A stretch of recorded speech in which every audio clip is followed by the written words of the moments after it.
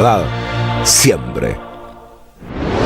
El Estado en tal caso comete abusos, pero el terrorismo en sí es un ¿Dónde recurso pone el golpe usted el 76? ¿Dónde pone el golpe? ¿En qué lugar lo pone la historia? ¿Cómo Creo lo califica? que la realidad es que los atentados terroristas a partir de ese momento comenzaron a decrecer y la población comenzó a estar más protegida. Esta es la problemática de los militares que están ilegalmente detenidos por los mal llamados delitos de lesa humanidad, y otra es la necesidad de darle a conocer a la gente que del otro lado hubo víctimas del terrorismo, contarle la otra parte de la historia, y a eso se dedicó Victoria. El compromiso con Argentina y con Javier Milei es inclaudicable y hemos trabajado espalda con espalda a pesar de los incansables intentos por dividirnos. Yo no me voy a convertir en Cristina Fernández de Kirchner. ¿Con Karina cómo te llevas? Y Karina tiene mucho carácter, pero yo también. Y las dos queremos a Javier. Y las dos queremos lo mejor para Javier. Este que dicen polo positivo más polo positivo es Bolonqui. Y bueno, en el medio está Javier. Pobre jamoncito. Caputo, todos esos forman parte de un clan. Él es un pobrecito, es un jamoncito, diría la vicepresidenta. Bueno, Gracias por el favor, Mayans. No, bueno, digo, en ese sentido, disculpe, presidente, disculpe. A mí me gustó el adjetivo calificativo. Gracias, un amigo. Vengo a inaugurar un busto de la primera mujer vicepresidente de esta casa. Me refiero sin dudas a María Estela Martínez de Perón, con un acto de reparación histórica hacia una mujer que viuda y en soledad debió soportar más de 40 años de persecución y ostracismo. Hemos hecho 25 veces más de reformas estructurales, pero esto lo hicimos con 15% de la Cámara de Diputados, 7 senadores, una traidora, pero con el mejor jefe de gabinete de la historia, que es Guillermo Franco.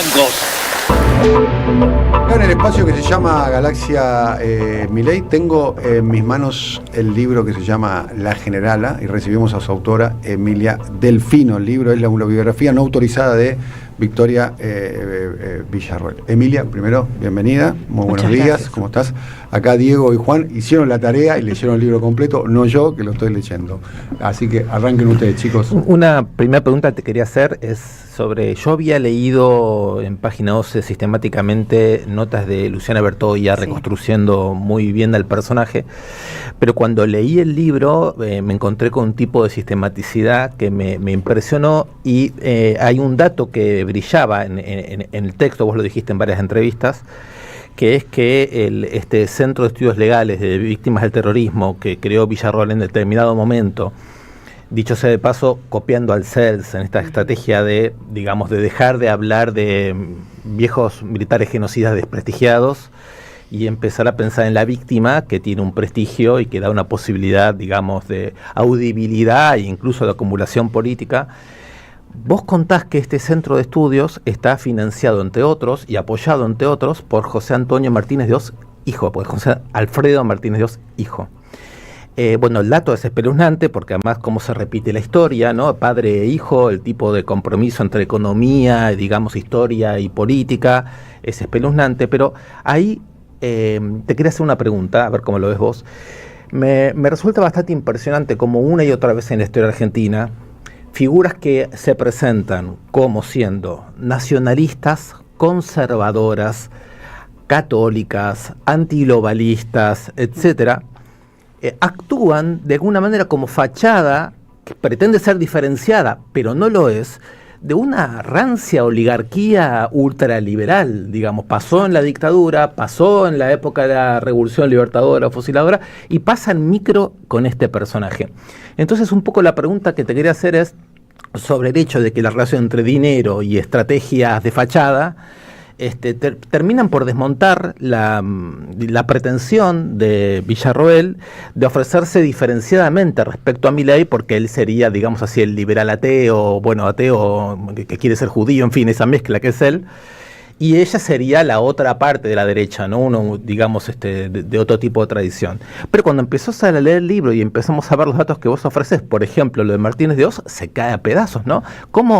¿Cómo pensás, mientras escribías esto y pensabas esto, tenías alguna reflexión al respecto sobre este entretejido de la derecha? Sí, creo que es una de las grandes contradicciones de Villarroel, y que justamente viene a poner en duda, como vos decías, este discurso del nacionalismo, ¿no? Que es como una de las banderas de ella, que ella la levanta sobre todo con respecto a Malvinas, pero que la lleva a lo largo de todo su discurso, y que es la posibilidad de diferenciarse de Milei y de emerger como una alternativa distinta dentro de la derecha.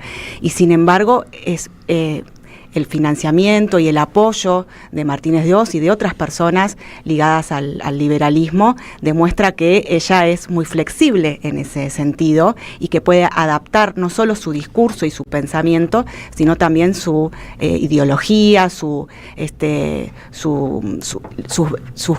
columna vertebral, ¿no? Entonces, eso también habla de por qué se alió con Milei, ¿no? Por esa capacidad, esa flexibilidad para desoír qué los diferenciaba y concentrarse solo en lo que los unía, y tiene que ver también con su situación actual, su equipo viendo dónde se va a insertar políticamente, en espacios donde ella no se siente del todo cómoda, pero que está dispuesta a aliarse con total de sobrevivir en la política, ¿no? La pregunta ahí sería, ¿por qué? ¿Por qué hace todo esto? Creo que tiene que ver con su ambición de poder, con su ambición de protagonismo. Hay dos versiones que yo cuento en el libro. Una es la de ella, sobre cómo se forma este Centro de Estudios Legales y legales sobre el terrorismo y sus víctimas, casi como una ironía hacia el CELS, exactamente. Y, por otro lado, la versión de los hombres que dicen haberla apoyado y financiado y haber sido los cerebros detrás de esa organización, ¿no? de esa ONG. Y ella siempre habla de que es, a través de su entorno lo puede reconstruir, de que ella se hizo sola, que a ella no la ayudó nadie, que ella no le debe nada a nadie. Y del otro lado tenés un grupo que te dice, nosotros la apoyamos, la financiamos, la pusimos al frente de esta ONG, porque en el fondo había una estrategia. Y a ella la eligen porque era una mujer joven, una cara nueva, porque no tenía gran protagonismo dentro de la derecha, y para ella fue la gran oportunidad de ella de desarrollar una carrera. Ella se recibe a los 28 años, tenía una ONG, había tenido trabajos muy menores, no tenía lo que buscaba, que era ser parte de la discusión pública, ser alguien, ¿no? Esta también tiene que ver con esta visión un poco profética, entre comillas, digo profética, digamos, pero épica, si querés. ¿Mesiánica también, quizás? Un poco, tal vez, que le inculca a su padre también, ¿no? De que ella tiene que ocupar un lugar en la vida, que tiene que ser alguien, destacarse y defender esta causa que era tan importante para la familia, ¿no? Te voy con el padre. Una diferencia que salta mucho cuando lees el libro entre Villarruel y Milei, que capaz que uno no la tenía tan clara, pero leyendo el libro aparece, que parecería que Villarruel es todo pasado. O sea, o que el pasado pesa mucho más en la vida de ella. De hecho, en el libro hay mucho del pasado y muy, muy correctamente. Entonces, mi primera pregunta es, ¿en dónde está ese pasado? ¿Hasta dónde la condiciona la familia, la tradición, los mandatos? Y qué cosas resaltaste de ese pasado que pensás que faltaba explorar o contar de Villarruel. Bueno, el pasado, como vos decís, creo que es algo que la marcó en su vida y que es el motor constante de esa ambición y de esa búsqueda de protagonismo, ¿no? De convertirse en... Ellas me cuentan que aspiraba a ser diputada, nunca pensó que iba a llegar a ser vicepresidenta de la Nación, pero una vez que llega a la vicepresidencia empieza a mostrarnos otra cara y trata de seguir haciendo lo que había hecho en el pasado, que es lavarse un poco la cara del pasado, pero es un pasado que la condicionó mucho, no solo en su ideología, su forma de pensar, su personalidad también, ¿no? Ella es muy parecida al papá. Quienes conocieron al padre, militar del ejército, un militar muy estricto, era instructor de comandos del ejército, los grupos de élite, e incluso ha tenido sanciones porque el ejército, en las vísperas de la dictadura del 76, consideró que él se había extralimitado con subordinados. O sea, era tan duro que el ejército de la predictadura, a días de la dictadura, lo sanciona por eso. Un hombre que también buscaba siempre tener protagonismo, diferenciarse. Que se negó a jurar la Constitución. Y que tenía una personalidad muy, muy especial, que incluso llegaba hasta superar los límites de lo que el ejército le pedía. Cuando, vos bien lo decís, cuando llega la democracia y Raúl Alfonsín les ordena en realidad a los militares que juren por la Constitución en una demostración de su compromiso con la democracia, él se niega no solo a jurar él por la Constitución, sino a tomarle juramento a sus subordinados en Río Mayo, en Chubut, y ahí empieza la debacle de su carrera, y eso también influyó muchísimo en Villarruel, porque ella lo que va viendo es que ese héroe, que para ella es su papá, empieza a convertirse en un perdedor, de alguna forma, ¿no? Y hay mucha frustración ahí, es un hombre que empieza a combatir contra su propio ejército, administrativamente y políticamente, porque considera que él se tuvo que disculpar incluso por esa, lo obligaron después a jurar, tuvo un proceso interno y en un juicio militar tuvo que después jurar ante el tribunal por la Constitución, digamos, un hombre que fue doblegado en sus convicciones también, no tan estrictas. Entonces, ese traje de perdedor, que yo digo que lo obligaron a vestir al padre, es algo con lo que ella tuvo que cargar toda la vida, y eso me lo remarca mucho Emilio Viramonte Olmos, que era su mano derecha hasta Mayo, cuando me dice, ten en cuenta que ella viene de ese bando perdedor, ¿no? Y que llega a la vicepresidencia, digamos, ¿no? Es el triunfo de una familia que venía perdiendo, y que ella trae el triunfo o la victoria, no solo para su sector, sino para su familia. La que está hablando es Emilia Delfino, es la autora de este libro, se llama La Generala, donde está la tapa de Victoria Villarruel, con una mirada muy, muy desafiante. Cuando surge Victoria Villarruel, de los márgenes, como lo estabas describiendo, igual que Milei, tienen un recorrido mediático muy parecido. Vos haces un poco todos incubados ahí en el set de Intratables, ¿no? Sí, exactamente. De alguna manera, ¿no? Como un zoológico humano que fue eso, donde fue una gran incubadora de referentes políticos. Y inclusive mediáticamente se lo veía mucho más solvente a Villarruel que al propio Milei, ¿no? Milei era más disruptivo. Voy a poner solamente un ejemplo para que quizá lo podamos distinguir todos. En el debate, frente a Agustín Rossi, estuvo mucho más solvente Villarruel de lo que había estado en el debate con Massa, Milei. el propio Milei, claro, digamos. Y Milei, en las declaraciones públicas, decía, Villarruel se va a ocupar de 3 áreas que eran muy sensibles, ¿no? Que era el área de inteligencia, el área de defensa y el área de seguridad. Lo decía públicamente, ¿no? Se va a ocupar ella de ese tema y demás. Y Villarruel, yo creo que, y te quiero preguntar a vos, a ver qué lo que opinas, que estuviste indagando sobre el tema, creo que hizo un aporte electoral muy importante. Sí. Hay un cálculo que se hace, que son más o menos, a grosso modo, 2.200.000 votos los que aportan los uniformes en la Argentina. La familia militar ampliada. Familia militar y seguridad, digamos, que las policías, claro, la gendarmería, claro, el ejército y la fuerza, 2.200.000, que se podrían tranquilamente identificar con la biografía de Villarruel. Bueno, esto es un poco del recorrido y demás. ¿Qué pasó, digamos? ¿Cuál fue, qué se rompió en el vínculo entre Villarruel y Milei, que era un vínculo que además se parecía que funcionaba hasta afectivamente? La última, mira esta imagen, por ejemplo, pongamos la imagen del 9 de julio del año pasado, el desfile. Dani, te sumaría un dato más, digo que Villarruel influye en algún momento ideológicamente en Milei. Milei, que nunca en su vida había hablado de los 70 y la dictadura, nunca, literalmente jamás había dicho una palabra, hace carne el discurso de empieza a copiar de su discurso. Esto termina en la tapa del diario del New York Times o del Wall Street Journal, no recuerdo exactamente, pero sé que termina en la tapa, esta foto, no es una foto, es una imagen, ¿no? La foto de esta imagen, donde están el presidente Milei y la vicepresidenta Villarruel exultantes en el desfile del 9 de julio del año 24, exultantes los dos, digamos. ¿Qué pasó? A ver, ¿cómo podrías explicarlo? Es una cadena de desencuentros y rispideces, que empieza sobre todo en la campaña de 2023, cuentan los libertarios, y también en el espacio de ella, porque Villarruel empieza a reclamar protagonismo en la toma de decisiones, poder de decisión en el armado de las listas de la provincia de Buenos Aires. Ella tenía que responder también al partido donde figuraba como presidenta, que era una presidenta un poco ¿no? Un espacio donde se la puso como presidenta del Partido Demócrata de la provincia de Buenos Aires, para de alguna forma tener un sello en la provincia para aportarle al espacio y para que ella tuviera su espacio político, pero incluso su llegada había dividido a ese partido también. ¿Y qué pasa? Se encuentra con Karina Milei y Carlos Kikuchi, el armador de 2023, y ahí empieza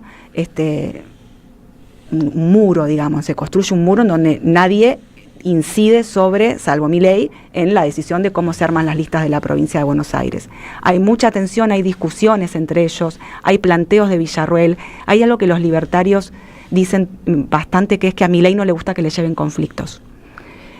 Por eso cuando la había elegido como candidata a vicepresidenta, le había dicho a Villarruel, se lo dijo un tiempo antes, se lo dijo a ella sola, y le dijo, sos vos, no te metas en las internas, quédate afuera de las peleas. Eso es lo que cuentan en su entorno. Entonces, el mensaje era muy claro, no me traigas líos, no te metas en las internas. Y Villarruel todo el tiempo generaba estos focos de conflicto que llegaron a mucha tensión, discusiones. Hay una escena en la que reconstruyo que ella le plantea a Milei, soy candidata a vicepresidenta y no puedo poner ni un concejal en la provincia de Buenos Aires, y él le dice, yo soy candidato a presidente y yo tampoco puedo. ¿Cómo? Esto lo maneja Karina, esto no es nosotros, no somos nosotros, es ella.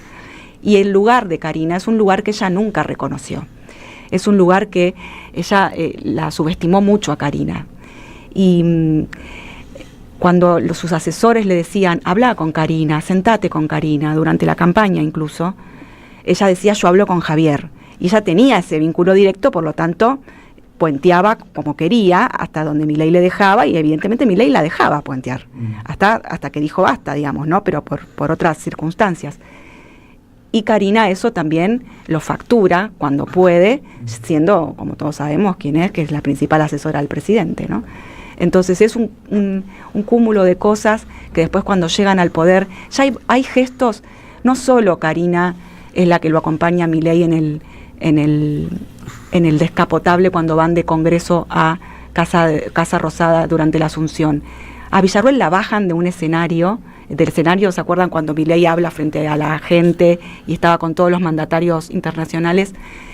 Villarruel sube al escenario, lo acompaña a Milei del brazo, sube al escenario, llega a saludar al presidente de Ucrania y la sacan y queda Karina en su lugar, ¿no? Había una orden concreta de ir sacándola del espacio y alejarla del presidente. Después vienen reuniones de gabinete, hay cruces, hay planteos de Villarruel sobre cómo se tenían que hacer las cosas, por ejemplo, sobre todo las cosas en el Senado. No estaba de acuerdo con enviar el DNU 70 como lo enviaron, creía que así no iba a pasar. Bueno, así después fueron las circunstancias. Y después empieza el jamoncito, ¿no? Distintas cosas que se van sumando cada vez más. Ella le tuvo que pedir disculpas por lo de jamoncito, él estaba muy enojado. ¿Las disculpas fueron en privado o públicas? En privado. En privado. En privado. Él se lo hizo saber en privado también. Entonces, los libertarios sienten que Milei, de alguna forma, le dio varias oportunidades, tratando siempre de disimular esa interna que se iba abriendo, ese abismo que se iba abriendo entre ellos. Y creo que también ella, lo que tiene que ver con la interna es que ella creyó que podía fortalecerse y capitalizar políticamente para ella y al mismo tiempo ser aliada interna de Milei. Y eso en La Libertad Avanza evidentemente no es posible. Pregunta, ¿y la supuesta reunión que habría ocurrido o no entre Victoria Villarruel cuando el gobierno Milei estaba tratando de hacer pie con las cuestiones parlamentarias, la reunión supuesta de Villarruel con Macri, eso también por lo menos trascendió públicamente? Eso cayó mal también. Hay una reunión con Macri. ¿La reunión existió? Sí, la reunión existió. No fue en el sur como se publicó. No, fue en Villa Langostura, ¿no? Claro, no fue ahí. Fue en la casa de Acasuso, de Macri. Fue una reunión posterior a la que Milei tiene con Macri a la primera reunión. Es una reunión que pide Villarruel, que la gestiona Emilio Viramonte Olmos, este abogado cordobés amigo de ella, que es muy conectado con el poder económico y el establishment. Y tiene llegada Macri, entonces le arma la reunión. Una reunión que para los Milei no tenía sentido. No. Incluso para el entorno de Villarruel no tenía sentido. Yo si me pongo en el rol de Milei, puedo pensar que esa reunión es una conspiración, que se juntaron para conspirar. Bueno, Macri le dice a Villarruel, para evitar que Milei se enoje, avísenle a Milei que va a existir esta reunión, le avisan antes que exista. Y ya el aviso ya cayó mal. Porque ellos no entendían a qué iba ella, si ellos no le estaban abriendo la puerta para negociar nada con la oposición o con Macri en ese momento. Y que las decisiones las tomaba Milei con Karina. Pose, ¿no? En ese momento el que iba a ser candidato, el que iba a ser jefe de gabinete. Entonces, le sacan los ministerios que le habían prometido, ella queda mal con las personas a las que ya les había prometido cargos. Queda mal con los jefes de las Fuerzas Armadas y de seguridad con los que ya se había reunido y con los que había hablado sobre cómo iban a gestionar esas áreas. Entonces, es mutuo, pero sobre todo creo que tiene que ver con esta intención de ella de construirse, de fortalecerse ella, pensando en el futuro, y al mismo tiempo intentar ser aliada. Pregunta, según la descripción que estás haciendo vos, estamos hablando con Emilia Delfino, ¿no se sobreestimó un poco ella? Sí. ¿Su capacidad? Sí, creo que además se apuró. Hay una frase de Milei que para algunos es espontánea, pero me parece que habla mucho de la situación entre ellos dos, cuando en la apertura de las sesiones ordinarias del Congreso él le dice: no te apures, cuando la reta, adelante de todos, porque ella da por terminado su discurso y levanta la sesión, y él no había dado a entender que había terminado su discurso. Faltaba lo de la fuerza del cielo. Faltaba lo último, y él se da vuelta muy enojado y le dice: no te apures. Me parece que esa frase seguramente puede haber sido espontánea al momento, claro. No estaba planificada, pero habla mucho de... Tenía más de un sentido. Tenía más de un sentido, me parece, y ella se apura también. Es un poco el estilo de ella. Poco impulsiva. Es impulsiva y además está aprendiendo a hacer política desde el poder. Está muy expuesta también, ¿no? Claro. Esos llegaron y los dos están aprendiendo a hacer política supuestamente desde el poder y no tuvieron una carrera de 20 años en la política. Estas cosas les podría haber pasado hace 20 años y poder haber aprendido de ciertos errores que ahora los aprenden con el poder ahí en la mano. Emilia, digo, perdón, para que nos haya solo para remarcar, esta dinámica que contó Emilia recién de la relación Villarruel-Milei intentando puentear a Karina, cómo surge las internas y cómo termina desplazada, no casualmente es casi idéntica a lo que le está pasando ahora a Santiago Caputo, O sea, se puede interpretar la actualidad de la interna del gobierno en clave de las historias pasadas de la Libertad Avanza, digo, para volver a escuchar y pensarlo en clave de la actualidad. Yo te quería hacer una pregunta que por ahí complementa esto, pero va hacia otro ángulo y tiene que ver con lo siguiente. Pensando un poco en la familia de Victoria Villarroel, el padre participando en el operativo Independencia, según señalas vos, hay cosas que todavía no se conocen de su participación en el operativo Independencia. No está solamente lo que se puede consultar, sino que él habría dicho que hizo tareas particularmente, digamos así, confidenciales en el operativo Independencia. Su tío, que tiene relación con el centro de detención clandestina, el Vesubio, que fue un represor del Cordobazo. Si estamos hablando de padre y tío que participaron directamente en la represión del terrorismo, pero más el abuelo materno, que tuvo alguna colaboración directa con Díaz Besone. Sí, exactamente. Creo que era un intelectual de la dictadura, era un intelectual de la Armada. Era un historiador de la Marina, ¿no? Era un historiador de la Armada, tenía altos cargos en institutos, llegó al máximo. Osvaldo Bayer, con vos contacto, tuvo una polémica muy violenta con él. Sí. Mi pregunta es esta. Alguien que está vinculada a esa historia, ¿qué hace reivindicando a Isabel Perón?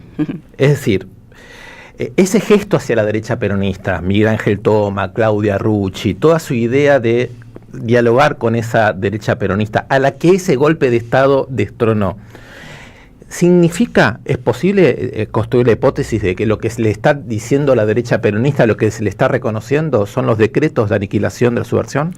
Yo creo que en parte sí, eso para ella... Cuando en su entorno le preguntaron, ella lo hizo con muchísimo secretismo, ni siquiera sus colaboradores más cercanos sabían que ella se iba a reunir con Isabel Perón, lo gestionó a través del biógrafo rosarino de Isabel Perón, que hizo de nexo y le preguntó a María Estela Martínez si quería reunirse y accedió inmediatamente.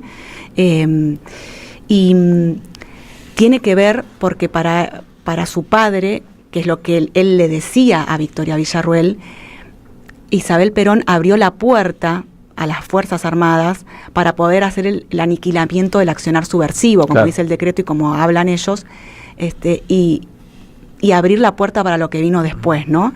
Y ganar esa guerra, como ellos consideran que fue una guerra, ganar esa guerra contra las guerrillas, las organizaciones armadas de los 70. ¿Y vos crees que es consistente la proyección política de Villarroel hacia una suerte de derecha peronista? Yo creo que estas dos incorporaciones, la reincorporación de Claudia Rucci, la incorporación de Mario Pato Russo ahora, los dos peronistas, los dos de la provincia de Buenos Aires, son pistas que nos está dando Villarroel de qué es lo que están pensando hoy. Y digo hoy porque ella es muy cambiante, como vimos, en 1 año y medio cambió 3 veces de equipo, tuvo 4 manos derechas, o sea, todo puede virar. ¿No podemos parar un segundito? Claudia Rucci es la hija de José Ignacio Rucci, en algún momento fue diputada nacional con De Narváez. Y Mario Pato Russo, ¿qué rol describilo un poco y qué rol ocupa? Fue el consultor político de Milei en 2021, supuestamente según él el que trae el concepto de la casta a la política, a la campaña, digamos. Antes de Santiago Caputo. Antes de Santiago Caputo, exactamente, de hecho no se llevan bien entre ellos, tenían ahí rispideces. Y él se va enojado con Milei, los dos están muy enojados entre sí, él se va de La Libertad Avanza, lo cuenta muy bien Juan en El Loco, y después él queda, ahí un poco desdibujado, pero siempre llevándose esa victoria, ¿no?, del 2021 con Milei. Tiene un paso con Moreno, entre otros, y lo trae Victoria Villarroel a principios de este año a trabajar con ella como jefe de asesores en el Senado. Pero Mario Pato Russo no es un jefe de asesores parlamentarios, es un armador de candidatos y de campañas. O sea, viene a eso. Un pupilo de Vicente Massot, ¿no? Pupilo de Vicente Massot, otro de los hombres que más apoyó a Victoria Villarroel también. Tienen un padrino ahí en común.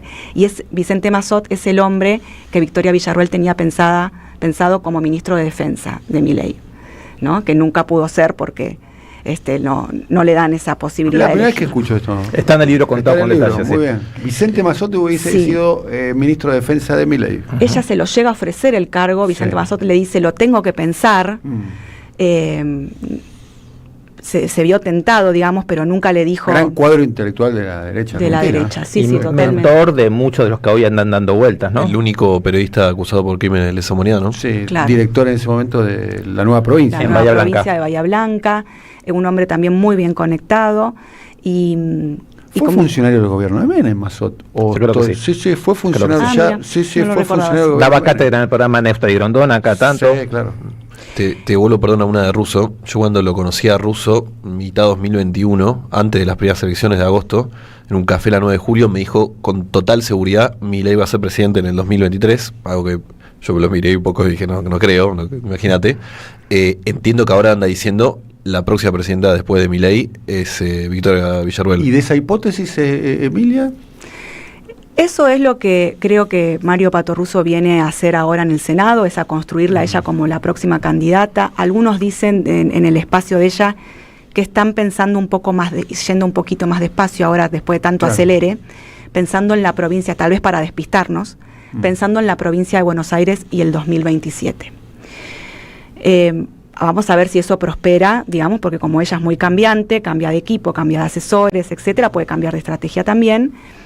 Pero lo importante también es que Pato Russo está convencido de que hay posibilidades de que Milei no llegue a 2027 y entonces ella pueda emerger incluso asumiendo... Por crisis institucional. Exactamente, como que él no podría soportar una crisis institucional de alto calibre, digamos, y renunciaría. Bueno, lo que sabría pareciera ser que cuando viene una crisis institucional es como un tsunami que barre todo, porque ante ese escenario, estamos en el terreno de la hipótesis. Si cae uno, caen todos. Y ese escenario de crisis institucional, me parece que el que va a definir el próximo presidente sería, como marca la Constitución, podría llegar a ser la Asamblea Legislativa. La Asamblea Legislativa. Exactamente, y además... No entiendo por qué una crisis que se lleve puesto a Milei la dejaría a salvo a Villarroel. Exactamente, eso es lo que responden del otro lado los consultores políticos cuando uno va a los que analizan las encuestas, a los candidatos, a los que saben mucho de campaña también. Uno pregunta y dice, bueno, qué difícil va a ser separar la imagen de Villarroel de la de Milei. Todavía no había pasado esta gran disrupción, esta gran pelea como el acto final, que hay que ver ahora cómo repercute eso en la imagen de Villarroel. Pero para los consultores es muy difícil separarla, y creo que puede haber un efecto arrastre. Entonces, si a Milei le va demasiado, y Emilio Viramonte Olmo, su mano derecha hasta Mayo, pensaba lo mismo. Si a Milei le va demasiado mal, te puede arrastrar, le decía. Si le va un poco mal, bueno, vos ahí podés emerger como una alternativa. Por eso creo que también están bajando un poco las pretensiones. ¿Tiene la red de alianzas como para poder ser una alternativa? Digo, con el poder económico, con el peronismo, con el sector del radicalismo, con el macrismo, con el sindicalismo. ¿Tiene como una red de alianzas como para poder ser un punto de acumulación? Lo está intentando construir. Ella arranca 2024 pidiéndole a Rucci, a Claudia, que le arme reuniones, porque sus pretensiones eran de alguna forma tener senadores que le respondan, sentarse directamente con los gobernadores sin ningún intermediario, hablar con los intendentes y tener intendentes que le respondan. Inicialmente lo hizo, ¿no? Y después la agenda se apagó. Sí. Y después se apaga, que ahí es cuando Rucci dice, bueno, todo esto que construí hay que ponerlo en remojo, porque ella, para evitar pelearse con Milei, dice, llegué hasta acá, no puedo avanzar más, no me dejan, hasta acá llego. Después vuelve a intentar este año rearmar todo eso. Muchas de las personas que apostaban a Victoria Villarruel para insertarla en la escena nacional como una figura futura de alternativa, hoy están con Milei, están en las listas de La Libertad Avanza. Entonces en el camino perdió esa posibilidad de alianza. Pero está yendo mucho a las provincias de nuevo, recorrió 14 provincias en 2024, ahora está recorriendo más. De hecho, estuvo hace poco en Catamarca, ¿no? Y en Santiago del Estero, con Russo, ¿no? Con que la acompaña Pato Russo. Y todo también vamos a tener que ver qué tan en serio se la toman los gobernadores, ¿no? Para saber si van a querer construir algo con ella. Ella cae muy bien en Los Hombres del Poder. ¿Sí? Sí, cae bien. Se muestra con una cara muy distinta a la cara que me describen la gente de la derecha que la conoce hace 20 años, que te hablan de una mujer intransigente, de una mujer con la que es difícil dialogar, con la que es difícil llegar a un acuerdo, a la que es difícil convencer.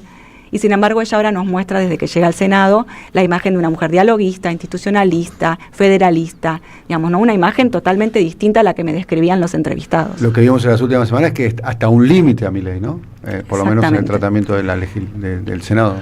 Hablando de personas que están cerca de Villarruel, el libro es muy bueno y creo una de las grandes ventajas, uno de los grandes atributos que trae es que, a contramano de la imagen con la que Villarruel se presentó en los últimos 10-15 años, alguien que defendía a víctimas, ella es una expresión, una continuidad en muchos sentidos de la última dictadura militar, y no solo por mandato paterno, pues son cosas que le acceden, no lo que hizo el padre, lo que hizo el tío, pero una relación que desnuda claramente lo que piensa ella y lo que cree ella, es su relación con Alberto González, que ya no es del padre, sino que es ella directamente. Así que te tiro ahí la pregunta, a ver si nos contás de quién es González y esa relación. Alberto El Gato González era miembro del grupo de tareas de la Escuela de Mecánica de la Armada durante la dictadura. Tiene condenas por torturas, secuestros, desaparición de personas. Era un hombre de inteligencia dentro de la ESMA. Es el verdugo de Lavairu, de Silvia Lavairu, digo verdugo. Silvia Lavairu obviamente sobrevivió a la ESMA, pero se llevó una experiencia atormentadora, digamos, ¿no? Como tormentosa. Está condenado por delitos sexuales contra Silvia Lavairu en la ESMA. Leila Guerriero no solo cuenta la historia de Lavairu, sino que profundiza mucho sobre lo que pasó en la ESMA con Alberto González, un libro excelente, La Llamada, que seguro ustedes lo conocen. Que contás que González lo tiene en la cárcel. Que González lo leyó, eso me dijeron, lo leyó. Él sostiene que todo lo que dice Lavairu es mentira, que todo lo que dice la justicia es mentira, que él no la violó a Lavairu, que no solo cometía abusos y delitos sexuales contra ella en la ESMA, sino también la llevaba a su casa a tener encuentros con su esposa, o sea, un nivel muy siniestro, ¿no? Lo que describió la sobreviviente. Y él, por supuesto, sostiene que es mentira, su abogado sostiene que es mentira. Dicen en el entorno de Villarruel que ella le cree a González.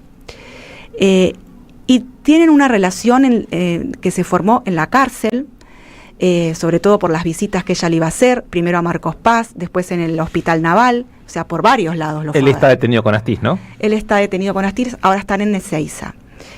El último registro, hasta donde yo tengo que fue 2016, a verlo. Pero eso no quiere decir que no haya más registros, digamos, no lo sabemos, es hasta donde se pudo probar, ¿no? Después vino el macrismo y ya se hizo más difícil acceder a los registros penitenciarios. Pero muchas personas dentro de la derecha lo señalan como un mentor de Victoria Villarruel, un mentor político, un hombre que le ayudó a hacer su primer libro sobre todo, y con el que dialogaba mucho y le llevaba gente para conocer y ver y charlar. Llevaba abogados, gente de las ONGs, un hombre que a Cecilia Pando le da escalofríos, como para ponernos un poco en contexto de lo que debe ser su personalidad, ¿no? A Cecilia Pando le da escalofríos Alberto González. Sí. Bueno. Pando, otra que reveló, y en el libro contás un poco, de también la relación de Villarruel con Videla, nada más. Eso quería preguntarte. ¿Cómo es el vínculo de Villarruel con Videla? Ella tenía antes del CELTIB, tenía una organización que se llamaba Jóvenes por la Verdad. Enmarcado en estas organizaciones de la derecha, dentro de todo ese movimiento, ¿se acuerdan de Memoria Completa de los Argentinos? Que tenía otra cabeza, otra mujer que llevaba el discurso a los medios, que era Karina Mujica, que después cae en desgracia, y todo ese movimiento, y su caída en desgracia permite el surgimiento más importante de Pando y después el de Villarruel. Sí. Y en este un episodio en Mar del Plata, ¿no? Un episodio en Mar del Plata, sí. Sí, recuerdo. En Jóvenes por la Verdad, ellos organizaban campañas de apoyo a los militares que ya estaban detenidos por delitos de lesa humanidad. E incluso había uno de ellos, Ricardo Cavallo, también de la ESMA como González, que estaba preso en España a pedido de Baltasar Garzón, el juez español, por delitos de lesa humanidad contra ciudadanos españoles en Argentina durante la dictadura. Entonces él estaba detenido en España. Lo habían extraditado desde México, donde lo habían encontrado, y lo habían llevado a España. Y en la cárcel, Cavallo recibía cartas que le mandaba a través del papá de Cavallo, cartas que había juntado Villarruel de gente que lo apoyaba para darle ánimo, mientras esperaba ser juzgado en España. Después fue juzgado acá en Argentina también por la ESMA. Hacían esas cosas, cadenas de rezo por los militares detenidos por lesa humanidad, o sea, una defensa muy abierta de los acusados por lesa. Eso incluía visitas a... Y eso incluyó al menos entre 2 y 3 visitas, hasta donde pude reconstruir, a la casa de Videla, a verlo a él, y hablaban. Le hacían preguntas. ¿A la casa o cuando estaba detenido? Estaba con prisión domiciliaria. Con prisión domiciliaria. Entonces estaba en el departamento de la calle Cabildo. Cabildo y Olleros. Sí. Ahí él los recibía de traje, de civil. Estaba su esposa Alicia Hartstreet. Sí. Villarruel, por lo que pude reconstruir. Una joven Villarruel, ¿no? Una muy joven Villarruel. O sea, principios del kirchnerismo, más o menos, principios de los 2000. Y lo que pude reconstruir es, que me llamó mucho la atención, es la impresión que ella se lleva de Videla. ¿Cuál? La de un hombre que lo define como bueno, correcto, pulcro, muy amoroso con su esposa, le llamó la atención eso, muy cariñoso, suave, un adjetivo que también llama la atención para describir a Videla. Caramba. Y también dice ingenuo. Ingenuo. Sobre todo en algo que algunos todavía le facturaban a Videla en ese momento, que era cómo él manejó la interna con Macera en la Junta. Surge de alguna manera de la extraordinaria biografía de Videla de María Soane y Vicente Muleiro, ¿no? Una descripción algo parecido a lo que a la que hace Villarruel de Videla, ¿eh? Bueno, ella encuadra su pensamiento en ese sector, ¿no? Que es un sector también de las Fuerzas Armadas, ¿no? Es un pensamiento que baja las Fuerzas Armadas y que ya absorbe, ¿no? Bueno, la verdad que pasamos un gran momento. Perdón, nos faltó, Diego, acá vos lo charlamos antes, lo de Silvio Rodríguez. No, yo estoy impresionado con el primer párrafo del libro, donde cuenta. El primer capítulo del libro. Donde se cuenta el karaoke, en donde ella canta una canción de Silvio Rodríguez y después la marcha peronista. Tenemos acá, ponete los auriculares, por favor. Pero me pregunto, si ella sabía las letras de Silvio Rodríguez, no entiendo en qué contexto puede haberla aprendido. ¿Te imaginas a Victoria Villarruel cantando esto, Playa Girón? La realidad supera la ficción, una vez más. Esto está en el primer capítulo del libro. En el primer párrafo del libro. O sea, yo lo empecé a leer y el dato me sorprendió. un karaoke y Victoria Villarroel cantando a... Sí, entre otros Silvio Rodríguez, la Marcha Peronista, el himno de la Falange Española, Cristian Castro, Almafuerte. Pero Almafuerte está bien, era amigo de Iorio, ¿no? Era amiga de Iorio. Era amiga de Iorio. ¿Sabés qué canción de Silvio Rodríguez? No pude llegar a ese detalle. A ese detalle. No, Daniel, no pude llegar. Ahí es como cuando uno... Claro. Cuando uno entra es un entorno muy hermético el de Villarroel, muy hermético, y cuando uno llega hasta cierto punto, empieza a preguntar más detalles y ya las persianas empiezan a cerrar, digamos. Hay que decir que Pato Russo, yo lo entrevisté a Pato Russo, es un admirador de Fidel Castro. Públicamente lo dijo. Lo definió como un nacionalista. Así que... Algo muy distinto de lo que es Villarroel. Claramente. Bueno, gracias, Emilia. Tenía ganas de preguntarte también por la muy buena investigación que hizo sobre Cristian Ritondo y sus propiedades, pero será en otra oportunidad. Si obviamente, volveremos. Bueno, muchas gracias, Emilia. Emilia Delfino, además está trabajando en el diario AR, ¿es así, no? Trabajó en el diario Perfil y ahora está trabajando en el diario AR, un medio muy importante el diario AR. La verdad que habría que acompañarlo y muchas gracias. La Generala es un libro que, como siempre decimos cada vez que invitamos a un autor del libro, un poco la idea de invitar al autor, en este caso a la autora, es para que lo lean el libro, para que vayan, lo compren. Hay mucho más y cosas lo lean. que no llegamos a hablar hoy. Que hay muchas más cosas no llegamos a hablar hoy, pero sí, el libro es muy interesante sobre una figura que creo yo que es una figura con la cual habrá que convivir en los próximos años en la historia política. En su pretensión de girar por izquierda, y en su inédita pretensión de circular por izquierda, ¿no? Sí. Vos asentiste con la cabeza, ¿te imaginás a ella siendo una figura relevante en los próximos años en la política argentina? Sí, creo que tiene ambiciones de quedarse y que va a hacer lo posible para seguir en política y seguir en cargos públicos, además, no volver al llano, digamos, ¿no? Bien. La Generala, lo recomendamos acá, el libro, lo pueden ir a buscar, está en todas las librerías, además de buscarlo, lo pueden comprar y lo pueden leer. Se puede leer también. Es muy bueno para leer y es muy importante, además, lo que nosotros insistimos mucho, ¿no? Que nuestros oyentes, la comunidad de Siempre Soy, pueda profundizar con todo lo que se está elaborando por este tiempo. Así que recomendamos fuertemente la lectura del libro La Generala. Gracias, Emilia, muy amable. Ustedes, gracias, querido Diego, gracias, querido Juan. Será hasta mañana. Ya llega Feli Bonavita con su show radial. Hasta mañana. Chao, chao.